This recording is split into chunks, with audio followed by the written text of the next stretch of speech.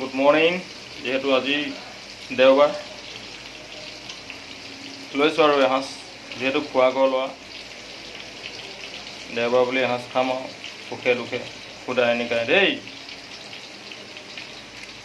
ইয়াত আছে পালেং, এইফালে লৈছোঁ আদা, নহৰু, জলকীয়া,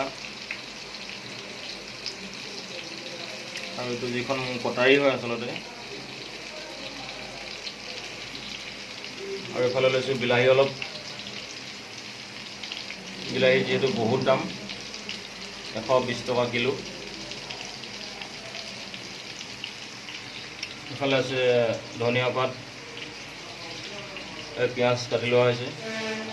এইফালে পটল, আচলতে এইটো বেলেগ এটা ছিষ্টেম হ'ব। এইটো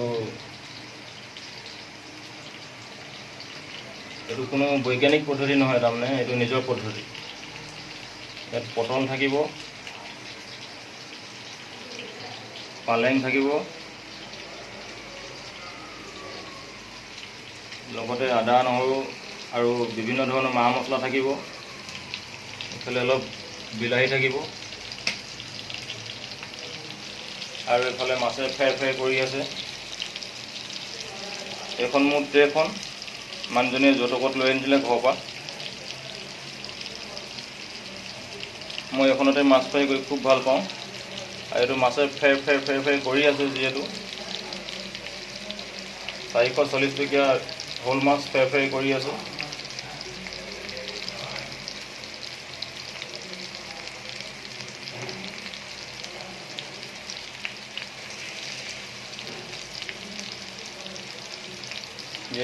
যিহেতু ক্ষমা কৰিব, যিহেতু আমি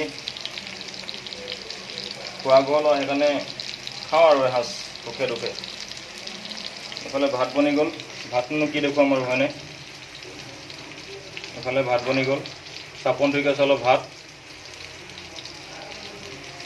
মাৰিবা আৰু কচ কচ কচ কচ কচ।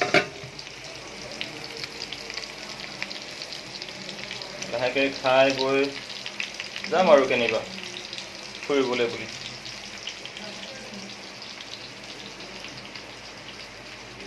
আচলতে এনেকৈ 120 টকীয়া পটল, 120 টকীয়া বিলাহী, 280 টকীয়া আদা, 150 টকীয়া নহৰু, 200 টকীয়া জলকীয়া,